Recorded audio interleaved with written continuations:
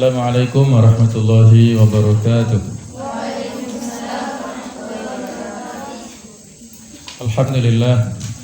Alhamdulillahi rabbil alamin, wal aqibatu lil muttaqin, wala udwana illa 'alal zalimin. Asyhadu an la ilaha illallah wahdahu la syarika lah, wa asyhadu anna Muhammadan 'abduhu wa rasuluh. Allahumma shalli wa sallim ala sayyidina wa habibina wa maulana Muhammad wa ala alihi wa ashabihi wa ansara ala nahjihi wa da'a bi da'watihi ila yaumil qiyamah. Amma ba'du, marilah kita lanjutkan pembahasan dari hadis ke-27 Anin Nawas ibni Sam'an radhiyallahu anhu. Diceritakan oleh Nawas bin Sam'an radhiyallahu anhu anin Nabi sallallahu alaihi wasallam qala, dari Nabi Muhammad sallallahu alaihi wasallam beliau bersabda, al-birru husnul khuluq, bahwa kebajikan adalah akhlak yang terpuji. Wal ismu ma haka fi nafsik, sedangkan dosa adalah apa yang meresahkan jiwamu. Wa karihta an yattali'a 'alaihin nas, dan engkau tidak suka apabila dilihat oleh orang lain. Rawahu Muslim, hadis sahih riwayat Imam Muslim. Semakna dengan hadis ini adalah riwayat lain dari Wabisah bin Ma'bad radhiyallahu anhu. Beliau berkata, ataitu Rasulullah sallallahu alaihi wasallam, saya pernah mendatangi Rasulullah sallallahu alaihi wasallam. Faqala, maka beliau berkata, ini adalah merupakan mukjizat wahyu dari Allah Ta'ala kepada Rasulnya.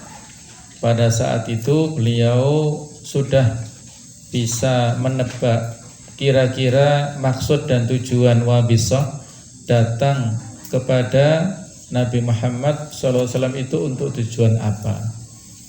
Ji'ta tas'alu 'anil bir, kamu datang untuk bertanya tentang masalah kebajikan. Qultu, aku berkata na'am, betul ya Rasulullah. Faqala, maka beliau bersabda, istafti qalbak, mintalah fatwa, bertanyalah kamu pada hati nuranimu.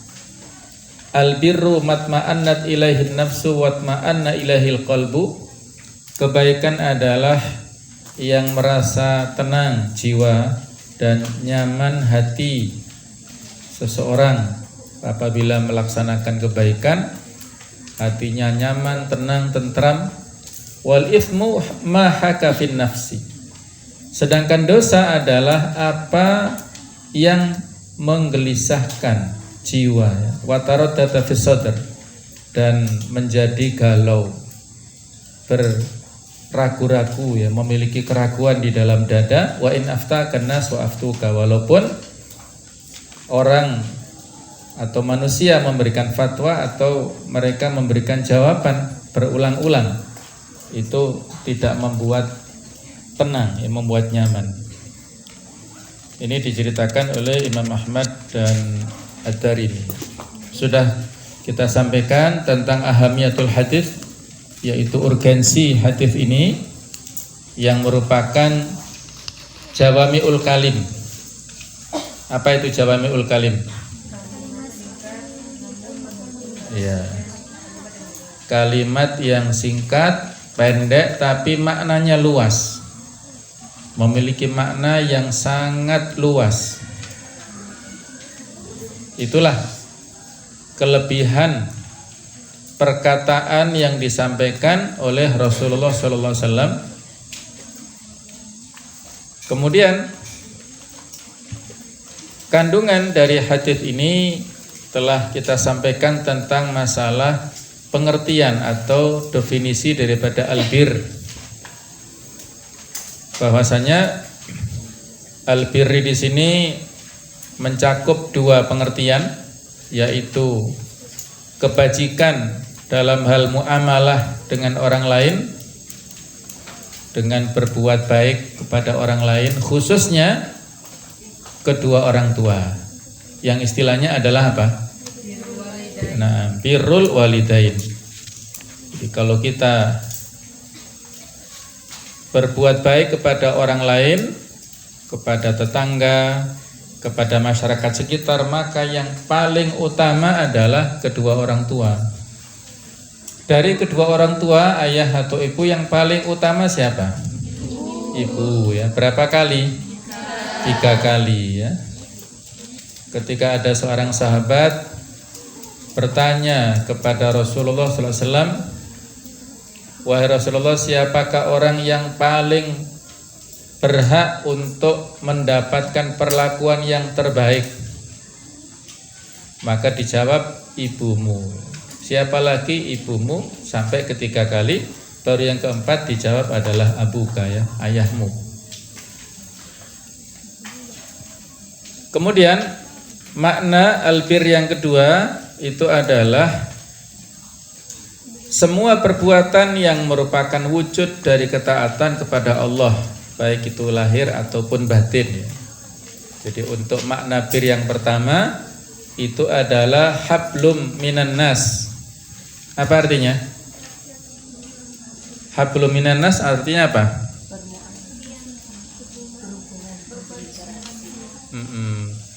Jadi bermuamalah atau interaksi seseorang dengan sesama manusia. Itu adalah hablum minan nas, atau disebut dengan ibadah yang ghairu mahdhah, yang tidak khusus, atau juga bisa disebut ibadah sosial, ya, ibadah sosial.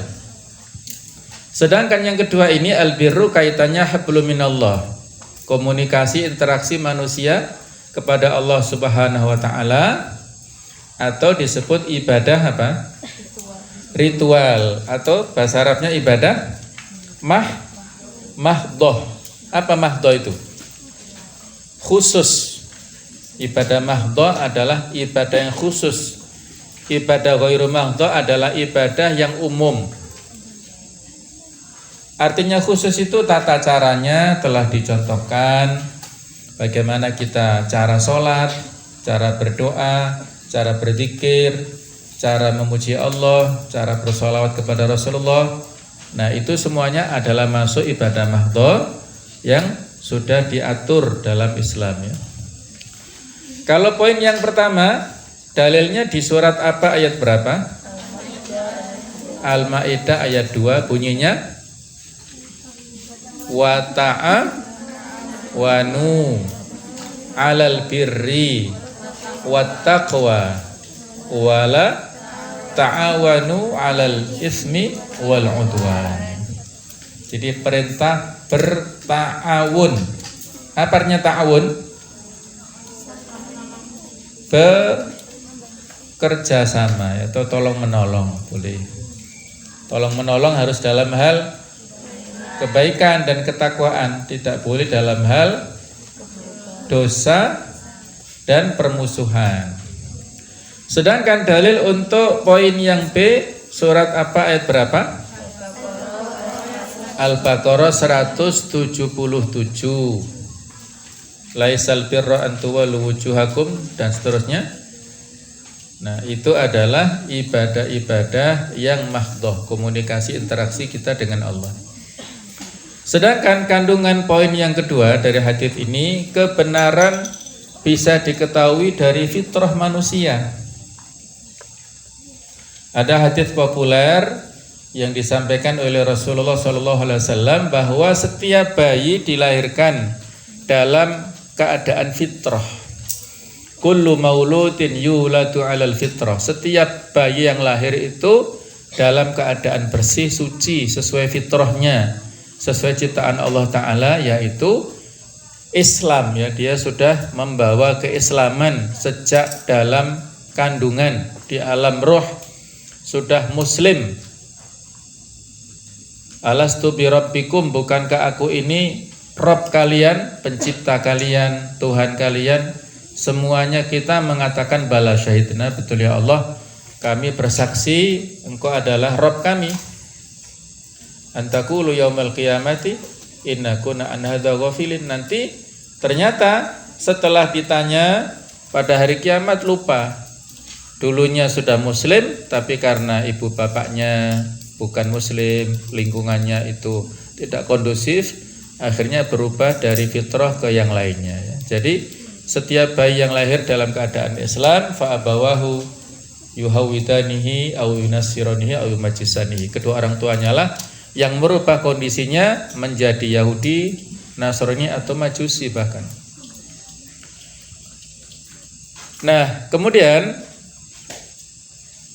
poin yang ketiga, tambahannya untuk keterangan dari hadis ini, poin yang ketiga adalah tanda-tanda dosa. Dosa memiliki dua tanda. Jadi ada dua tanda dosa itu. Satu, tanda yang sifatnya di dalam berupa apa? Yaitu kegundahan di dalam hati, tidak nyaman, tidak tenang, gelisah, galau, susah, sumpek, dan lain-lainnya, penyakit-penyakit hati yang menjadikan orang tidak nyaman, tidak tenang. Itulah akibat dari dosa yang dilakukan oleh seseorang. Tanda-tandanya menjadikan orang ini tidak nyaman. Rumahnya besar misalnya, fasilitasnya mewah, uangnya menumpuk, kasurnya empuk, kamarnya ber-AC, semua fasilitas ada, tapi dia tidak merasa tenang ya. Dia seolah-olah dikejar oleh musuh atau orang yang nggak tahu siapa, nggak jelas ya. Jadi tidak bisa tidur dengan nyenyak, tidak bisa hidup dengan nyaman, tidak bisa bahagia. Ada beberapa contoh orang-orang yang populer, dalam puncak popularitasnya justru dia galau dan mengakhiri hidupnya dengan bunuh diri. Itulah dosa yang dimiliki atau dilakukan oleh seseorang, menjadikan dia tidak tenang ya, tidak nyaman. Yang kedua, tanda yang bersifat zahir atau luar. Kalau tadi di dalam maksudnya batin ya, dalam batin. Kemudian tanda yang kedua adalah sifatnya zahir atau di luar. Yaitu sebagaimana dalam hadis ini, tanda dosa yang bisa dilihat dari luar adalah tidak suka dilihat oleh orang lain. Tidak suka jika dilihat oleh orang lain. Berarti itu adalah sebuah dosa, kesalahan. Kalau sebuah hal yang bagus, yang baik, kita enggak malu. Kita mau baca Quran, kira-kira malu enggak baca Quran? Masa malu ya? Kita mau murojaah. Kadang-kadang ada yang begini ya, mohon maaf ya. Di lingkungan pesantren, mudah-mudahan enggak di sini ya, tapi di tempat lain itu ada orang yang begitu soleh atau solihah, tetapi lingkungannya tidak mendukung ya. Teman-temannya itu apa karena mohon maaf ya, barangkali mungkin hasad atau barangkali ghibthah. Ghibthah tahu ya artinya ya. Kalau hasad itu kan negatif, kalau ghibthah positif. La hasada illa fitnatani, ya. Tidak boleh kita berhasad kecuali hanya pada dua orang. Nah, itulah ghibthah, yaitu hasad yang positif. Bedanya kalau hasad itu dia menginginkan mendapatkan nikmat seperti yang dimiliki saudaranya dengan mengharapkan nikmat saudaranya hilang. Kita punya tetangga bisa beli mobil misalnya, kita hasad, kita berharap bisa beli mobil tetangga hilang dicuri perampok. Nah itu hasad ya. Kita punya tetangga sukses bisnisnya, kita hasad ingin seperti itu bisnisnya dan mengharap punya tetangga bangkrut. misalnya ditipu orang, itu hasad ya, jahat kalau orang hasad itu. Tapi kalau ghibthah ini adalah hasad yang positif, hanya ada pada 2 kasus, yaitu pada seseorang yang punya harta, dia infakkan setiap waktu, kita berharap mendapatkan harta seperti itu dan kita infak seperti dia. Kita nggak mengharapkan dia miskin, tetap dia kaya, dia infakkan terus, kita juga memiliki yang sama dan kita infakkan seperti dia. Nah, itulah ghibthah yang dianjurkan, boleh ya seperti itu, berangan-angan. Ada lagi, kita boleh ghibthah pada orang yang diberikan kemampuan oleh Allah Ta'ala untuk membaca Al-Quran atau menghafalkannya. Kemudian dia baca siang malam, setiap waktu, setiap saat dia baca akrab dengan Al-Quran. Maka kita berharap, ya Allah jadikan aku seperti dia. Dengan mengharap dia tetap terus akrab, kita juga meningkatkan keakraban kita terhadap Al-Quran. Nah, boleh seperti itu ya.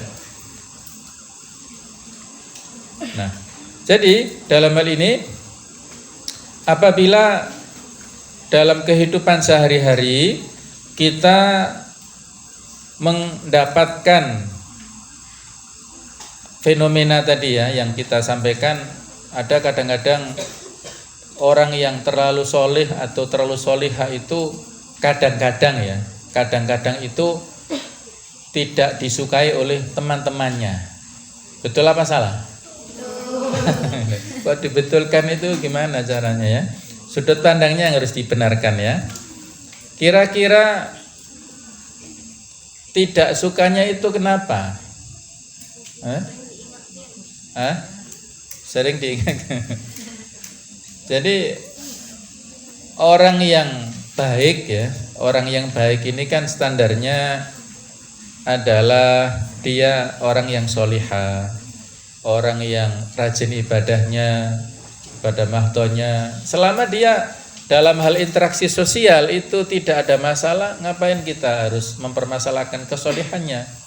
Tadi kan sudah kita singgung, baik itu kesolihan sosial ataupun kesolihan ritual tadi ya, dua-duanya itu harus kita miliki.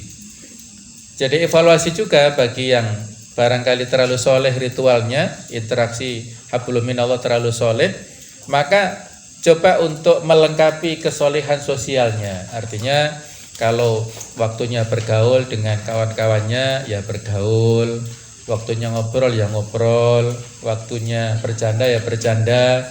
Nah seperti itu ya, kita normal sebagai manusia, sebagaimana yang dilakukan para sahabat dulu. Ketika di majelis Nabi mereka khusyuk, belajar dengan baik, konsentrasi untuk mempelajari agama. Ketika mereka di medan perang, fokus perang. Ketika mereka bersama keluarga, fokus bersama dengan anak-anaknya, bercengkrama. Ya, pokoknya masing-masing itu ada fatrah ya, ada saat-saat di mana kita begini, saat di mana kita begitu, harus seimbang intinya ya. Nah, jadi sekali lagi ya, dalam hal ini tanda-tanda dosa ini 2 macam, yaitu tanda yang pertama adalah kaitannya dengan batin. Seseorang akan gelisah dengan perbuatan dosanya. Sedangkan tanda-tanda zahir, dia tidak suka apabila perbuatan itu dilihat oleh orang lain ya. Sebenarnya kita sudah diingatkan ya oleh Allah Ta'ala di surat Al-Baqarah ya, ayat yang terakhir ya. Laha makasabat wa 'alaiha maktasabat. Yang sering antum baca pada saat makfurat ya. Ini adalah ayat yang merupakan rukhsah, keringanan pada ayat-ayat sebelumnya. Ketika turun ayat 284, itu para sahabat merasa berat ya. Apa ayat 284-nya? Lillahi ma fis samawati wa ma fil ardh wa in tubtu ma fi anfusikum aw tukhfuhu yuhasibukum bihillah. Allah yang memiliki semua apa yang ada di langit dan di bumi. Kalau kalian mengatakan menampakkan apa yang ada dalam jiwa atau kalian sembunyikan, yuhasibukum bihillah. Allah akan menghisapnya. Yang berat di situnya ya. Kalau yang kita nampakkan secara zahir barangkali bisa menjadi kehati-hatian, tapi kalau yang tersembunyi di dalam hati, niat-niat keburukan atau keinginan buruk yang ada dalam hati, kenapa Allah menghisapnya itu loh, yang dipertanyakan para sahabat. Beratnya seperti itu. Yuhasibukum bihillah. Allah akan menghisapnya. Maka sekelompok sahabat datang untuk bertanya kepada Rasulullah SAW, wahai Rasulullah, kami sudah berusaha melaksanakan segala perintah Allah dan berusaha menjauhi segala larangannya semampu kami. Insya Allah kami sudah puasa, sudah sholat semampu kami ya. Tapi ketika turun ayat ini, mana mungkin kami sanggup untuk menunaikannya? Mana mungkin kami sanggup mengendalikan apa yang tersembunyi dalam hati kami, sehingga tidak ada bersitan-bersitan, keinginan-keinginan buruk dalam hati kami. Kenapa itu kemudian dihisab nanti di akhirat? Maka saat itu Nabi Muhammad SAW mengatakan, wahai para sahabatku, apakah kalian akan mengatakan sesuatu seperti yang dikatakan oleh Bani Israel kepada Nabi Musa, sami'na wa asaina, kami mendengar lantas kami tinggalkan atau kami tentang, walakin kulu, tetapi katakanlah sami'na wa ata'na, kami dengar kemudian kami taati. Nah, Allah Ta'ala Maha tahu dengan keinginan para sahabat seperti itu, akhirnya turunlah ayat 285-nya. Apa bunyinya? Amana rasulu bima unzila ilaihi mir rabbihi wal mu'minun kullun amana billahi wa malaikatihi wa kutubihi wa rusulihi la nufarriqu baina ahadin min rusuli wa qalu nini sami'na wa ata'na ghufranaka rabbana wa ilaikal masir. Jadi kita dianjurkan untuk mengatakan sami'na wa ata'na. Nanti dilihat sendiri ya, artinya lebih lengkap dalam mushafnya. Seterusnya di sini ayat ke-286-nya. La yukallifullahu nafsan illa wus'aha laha ma kasabat wa 'alaiha maktasabat. Nah, coba kita perhatikan sejenak di sini ya. Kata-kata yang disampaikan Allah Ta'ala, Allah tidak membebani manusia di luar batas kemampuannya. Laha ma kasabat, baginya apa yang dia usahakan. Ini laha itu pahala ya, kebaikan ya. Wa 'alaiha maktasabat, dan atasnya apa yang dia upayakan. Itulah bahasa Al-Quran yang detail ya, Masya Allah. Antara laha makasabat dengan iktasabat itu beda ternyata maknanya. Kalau kasabat, kenapa sih kok kasabat? Karena nafsan ya, nafsan itu dihukumi mu'annats majazi ya. Sehingga dimu'annaskan laha makasabat, bukan lahu tapi laha, kembali ke nafsu, ke jiwa manusia, diri manusia yang mu'annats majazi ya. Coba dengarkan, ini agak serius ya. Jadi itulah ijaz lughawi dalam Al-Qur'an, keindahan bahasa dalam Al-Qur'an. Apa bedanya? Laha makasabat, bagi manusia apa yang diusahakan berupa kebaikan dan kebajikan, dia mendapatkan pahala. Wa 'alaiha maktasabat, dan atasnya dosa akibat kesalahannya, akibat kemaksiatannya. Bedanya apa? Kalau kasabat itu adalah aktivitas amal yang tidak membutuhkan biaya, tidak membutuhkan modal ya, tidak membutuhkan semacam finansial. Tapi kalau iktasabat itu membutuhkan kesungguhan atau membutuhkan semacam daya upaya, modal finansial, dan segala potensi yang dimiliki oleh seseorang. Nah, maksudnya apa? Nah, maksudnya begini ya, untuk melakukan kebaikan itu harganya murah. Itu kasabat ya. Kita mau baca Al-Quran pakai bayar nggak? Nggak ada ya, mushaf sudah ada. Kalaupun hilang insya Allah diganti. Kalaupun ada, banyaklah wakaf dan sebagainya ya. Peluang untuk menjadi ahlul Quran itu terbuka. Kita mau iktikaf di masjid, di mushola, tidak ada yang bayar, tidak ada biaya. Apalagi kita mau berbuat kebaikan, sodakoh, kalau tidak punya uang, sodakoh senyuman, itu juga sodakoh. Sodakoh membantu keperluan orang lain, itu juga berpahala. Itu kasabat banyak ya. Kecuali kalau misalnya umroh atau haji itu tema lainnya ya. Ibadah-ibadah yang membutuhkan finansial itu beda lagi. Tapi peluang-peluang kebaikan itu sangat banyak. Mafatihul khair, kunci-kunci kebaikan, abwabul khair itu banyak sekali. Tidak ada banyak yang tidak membutuhkan modal biaya. Tapi nah, kebalikannya iktasabat wa 'alaiha maktasabat, atasnya dosa dari perbuatan maksiat yang telah dia upayakan di dunia dulu. Untuk berbuat maksiat itu perlu modal. Contohnya yang paling mudah seperti yang disampaikan oleh Pak Dan Ramil tempo hari ya. Kalau orang sudah terjangkit narkoba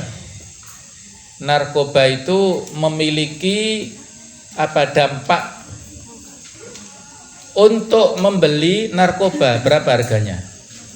Narkoba ini macam-macam ya. Ada suntik, ada juga pil koplo. Itu masuk jenis narkoba. Itu mahal ya. Ekstasi ya itu mahal. Gak tahu saya harganya berapa, tapi mahal. Kalau sudah kecanduan, orang yang sudah sakau ya, ngerti sakau ya. Jadi kalau nggak minum ekstasi, nggak disuntik dengan morfin dan sebagainya itu ya, atau nggak menghisap ganja, maka dia seperti orang menggigil itu ya. Nah, kalau sudah seperti itu dan tidak ada uang untuk membeli, maka ya apapun cara dilakukan. Bisa dengan merampok, bisa dengan menjambret, bisa dengan minta ibunya. Kalau ibunya nggak ngasih, diinjak kepalanya itu kan, yang cerita sadis itu. Nah seperti itulah bahayanya ya. Iktasabat seperti itu. Itu kalau narkoba dan lain-lain. Kalau untuk membeli minuman keras dengan berbagai merek itu mahal-mahal. Satu botol itu bisa 1 juta harganya. Kalau satu botol teh ya murah ya, 5.000 sudah dapat di warung. Tapi kalau satu botol, 1 gelas minuman keras, Masya Allah ya, harganya jutaan. Jadi untuk teler, untuk mabuk itu perlu biaya banyak. Apalagi yang lebih dahsyat dari itu ya. Di Jakarta ada hotel yang ditutup oleh Gubernur Anies Baswedan, namanya Hotel Alexis. Di salah satu lantainya itu kemaksiatan apapun bisa dilakukan di situ. Kalau orang punya uang banyak bisa puluhan juta habis dalam satu malam. Jadi untuk maksiat itu perlu biaya. Maka 'alaiha maktasabat. Atas apa yang dia upayakan, modal yang dia upayakan dulu untuk maksiat itu ada konsekuensinya. Tapi Allah Maha Pengampun ya. Kita diajari dengan doa. 3 macam doa di situ yang sudah antum hafal semuanya. Rabbana la tu'akhidna in nasina au akhtana. Ya Allah, janganlah Engkau berikan sanksi kepada kami, siksaan kepada kami, kalau kami lupa atau kami keliru, ya, tidak sengaja, salah ya. Rabbana wala tahmil alaina, ya, jangan Engkau bebani kepada kami isran, satu beban, kama hamaltahu ala ladina min qablina, sebagaimana telah Engkau berikan beban kepada umat sebelum kami. Dulu umat Bani Israel itu kalau mereka insaf bertaubat dari kesalahannya harus bunuh diri, itu baru diterima taubatnya. Faqtulu anfusakum fataba alaikum, bunuh diri kalian semuanya, baru Allah menerima taubat kalian. Nah, kalau dulu mereka ada tempat kemudian pakaian kena najis, itu harus dipotong, dihilangkan. Kalau kita cukup dibersihkan najisnya. Nah, jadi itulah beban-beban yang telah diberikan umat sebelum kami, itu jangan dibebankan kepada kami ya Allah. Yang ketika Rabbana wala tuhammilna ma la taqata lana bih, ya. Jadi itu adalah merupakan doa-doa yang bagus ya. Allah mengajari doa-doa itu dan Allah yang mengabulkan doa-doa tersebut ya. Baik, berikutnya adalah tentang keempat ya. Poin keempat, keraguan terhadap fatwa. Keraguan terhadap fatwa. Apa fatwa itu? Fatwa itu artinya jawaban ya. Jawaban atas sebuah pertanyaan. Orang yang menjawab itu mufti ya. Mufti itu orang yang memberikan jawaban. Fatwa bisa bersifat individu, juga bisa bersifat kolektif. Kalau individu itu sangat subjektif. Ngerti subjektif ya? Sudut pandang pribadi orang yang menjawab itu bisa benar bisa salah pemberi fatwanya. Kalau kolektif itu lebih aman. Fatwa yang produk MUI misalnya ya, atau ormas tertentu memberikan jawaban atas sebuah pertanyaan pengaduan, mereka punya jalur sendiri untuk dibahas, dimusyawarahkan, baru terbit fatwa. Nah, di akhir hadis tersebut, wa in aftakan nas wa aftuka. Jadi walaupun orang memberikan fatwa itu tidak bisa merubah ketenangan batin tadi. Jika seorang muslim meragukan suatu fatwa, jangan ditulis dulu ya, dipahami dulu saja. Apabila kita ragu terhadap fatwa karena bertentangan dengan suara hati, maka boleh meninggalkan fatwa tersebut. Karena teorinya al-fatwa ghairul mulzim ya, bahasa fikihnya begitu. Fatwa itu hukumnya tidak mengikat. Fatwa itu hukumnya tidak mengikat. Jadi tidak mesti harus dilaksanakan oleh kita yang mendengar fatwa itu. Nah, dalam hal ini seorang mufti pemberi fatwa melihat dari sisi zahirnya dan tidak mengetahui sisi batin yang diberi fatwa. Sedangkan seorang muslim yang meminta fatwa lebih mengetahui kondisi dirinya atau fatwa yang diberikan hanya didasari oleh praduga dan kecenderungan hawa nafsu. Ini Imam Nawawi memberikan contoh. Ya, ini sebuah contoh ya. Jika sebuah hadiah diberikan oleh seseorang yang hartanya didominasi oleh barang yang haram, sementara penerima hadiah ragu akan kehalalan hadiah tersebut, lalu mufti menfatwakan kehalalan hadiah itu, maka hadiah tersebut tetap meragukan dan sebaiknya ia tidak memakannya. Jadi ini salah satu contoh ya. Kita yang lebih tahu tentang kehidupan seseorang, dari mana penghasilannya dia dapatkan, kemudian memberikan sesuatu kepada kita dan kita ragu terhadap apa yang diberikan itu. Kita masih dalam hati kita itu mengatakan ini tidak boleh, ini haram ya. Dalam hati kita seperti itu. Kemudian kita bertanya kepada seorang alim, memberikan fatwa boleh kok, nggak ada masalah. Nah, tapi tidak menghilangkan keraguan kita itu. Karena barangkali ulama ini tidak mengetahui secara detail tentang profesi orang tersebut, maka dalam hal inilah ya yang dimaksud dengan fatwa tidak bisa menghilangkan keraguan. Ada contoh lain, misalnya seorang perempuan memberitahukan bahwa si fulan dan si fulana adalah saudara sepersusuan atau rodok ya.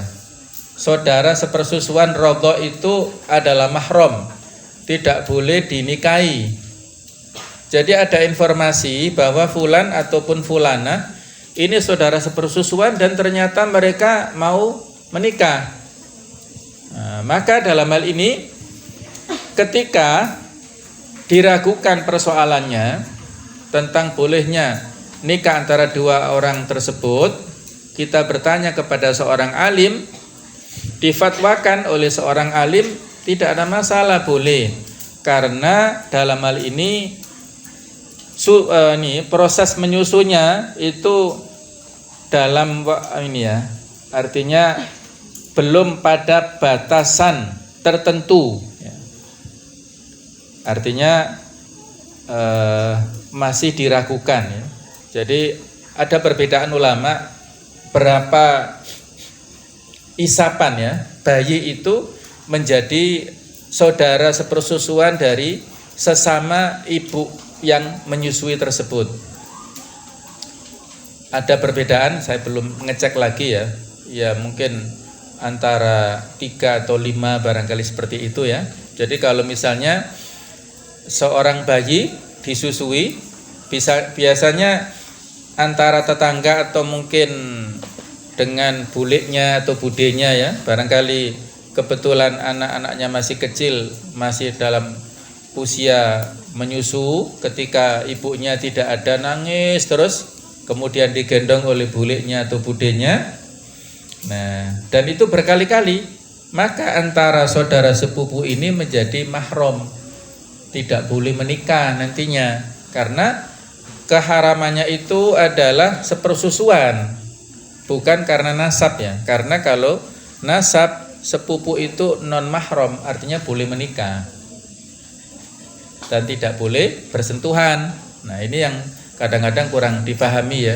Mentang-mentang saudara sepupu, anaknya bule ya, antum yang perempuan, anaknya bule laki-laki, itu nggak boleh salaman. Itu maksudnya ya, itu adalah non mahram. Nah, tapi kalau dia disusui oleh ibu kita, maka menjadi mahram, tidak boleh dinikahi. Itu contohnya. Beda dengan kalau misalnya fatwa itu dikuatkan oleh dalil syar'i, maka harus bisa menghilangkan keraguan kita. Misalnya begini, ada orang yang musafir, dia pergi dari Malang ke Surabaya. Kemudian di sana dia sholat, bertanya, atau di perjalanan ya, bertanya kepada salah seorang ustadz yang menyertai, gimana ustadz sholat saya ini, apakah boleh jamak qashar ataukah harus sempurna? Kata ustadznya ya boleh jamak qashar, karena jaraknya sudah melebihi 80 kilo, boleh mampir di rest area misalnya. Terus dia mengatakan, tapi saya tidak biasa Ustaz, ya tidak biasa mengqashar, menjamak. Saya mau sholat secara sempurna saja. Nah, seperti itu tidak boleh ya. Artinya harus mengikuti fatwa dari ustadznya ini karena dalilnya lebih kuat ya. Ada rukhsah, ada keringanan yang diberikan kepada kita untuk melaksanakan hukum secara dispensasi, maka yang diambil adalah keringanannya.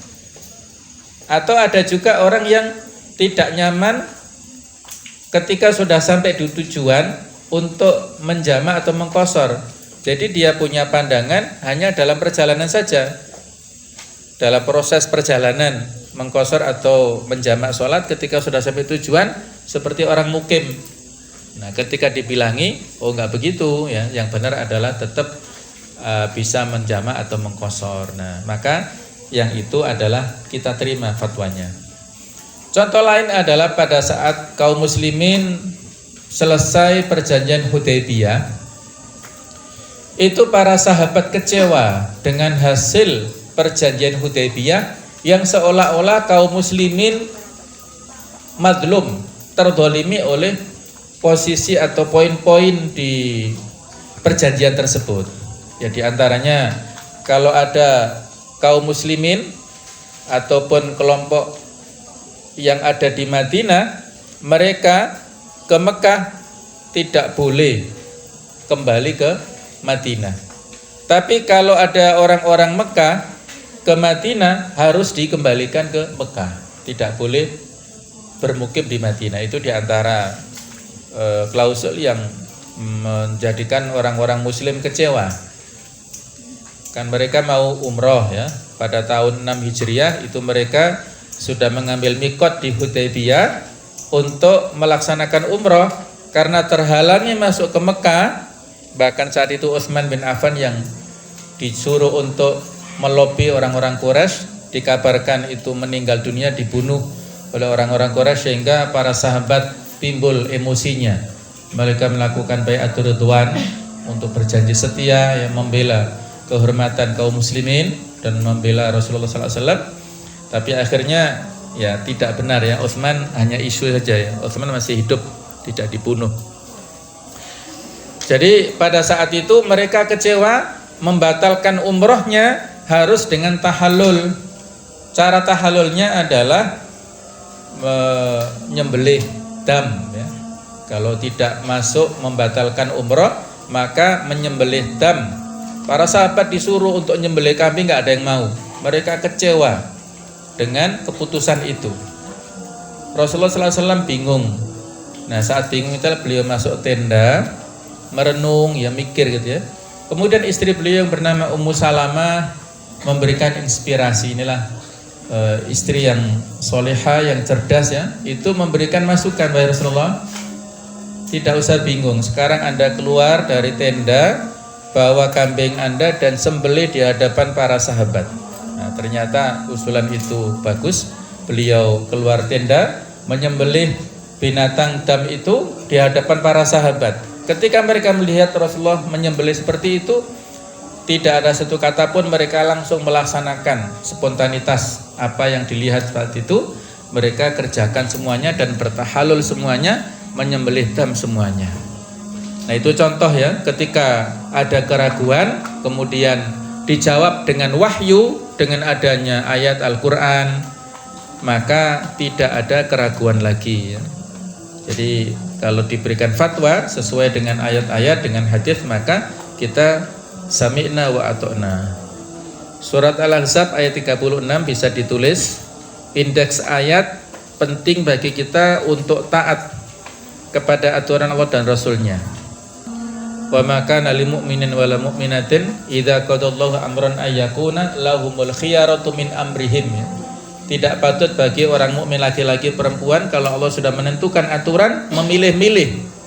Ayat ini kaitannya dengan apa itu? Zaid ya bin Harithah ya, yang sebelumnya menikah dengan Zainab binti Jahsh, kemudian diperintahkan pada saat itu ya, Zainab tidak mau karena dia merasa posisinya lebih tinggi, maka turun ayat ini sebagai teguran ya. Zainab binti Jahsh ini adalah wanita terhormat, sementara Zaid bin Harithah itu adalah budak atau anak angkat Nabi sallallahu alaihi wasallam.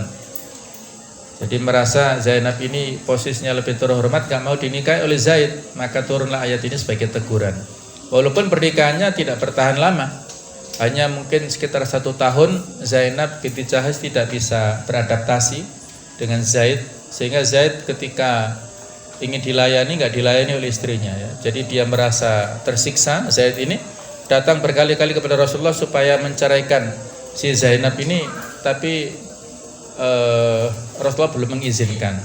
Dan pada saatnya Rasulullah mengizinkan Zaid menceraikan Zainab binti Jahsh, dan bahkan setelah iddahnya selesai Allah perintahkan kepada Rasulnya untuk menikahi Zainab binti Jahsh. Coba bayangkan ya, ini dilematis bagi Rasulullah ya. Bagaimana Rasulullah melaksanakan perintah itu? Mantan istri anak angkatnya disuruh untuk menikahi. Itu bertolak belakang dengan batin Nabi sallallahu alaihi wasallam. Tapi Allah memerintahkan, tidak ada pilihan lain ya. Ya, hikmahnya adalah untuk menolak tradisi zaman jahiliyah pada zaman dulu. Tradisinya kalau seorang istri mantan dari istri anak angkatnya itu dulu nggak boleh pada zaman dulu untuk dinikahi oleh ayah angkatnya, tapi di sini Allah menghapuskan tradisi itu dan Nabi tidak ada pilihan kecuali menikahi Zainab binti Jahsy. Itu ada di surat Al-Ahzab ya, antara ayat 36 ini ya, yang mana falamma qada zaitun minha watara zawwajnakaha likaila yakuna alal mu'minina min haraj ya. Ketika sudah menyelesaikan masa iddahnya, Zaid sudah selesai tadi ya, menceraikan Zainab, zawwajnakaha, kami nikahkan engkau Rasulullah dengan kembali ke Zainab itu ya. Itu ayat yang menyebutkan kata-kata Zaid dalam Al-Quran. Jadi kalau ada pertanyaan siapa nama sahabat yang disebutkan dalam ayat Al-Quran, jawabannya apa? Zaid bin siapa? Bin Haritha. Kalau kita pernah nonton film Ar-Risalah, itu ada Zaid bin Haritha yang sejak periode awal Mekah itu luar biasa ya perjuangannya untuk membela Nabi Muhammad sallallahu alaihi wasallam. Subhanakallahumma bihamdik asyhadu an la ilaha illa anta astaghfiruka wa atubu ilaik. Wassalamualaikum warahmatullahi wabarakatuh.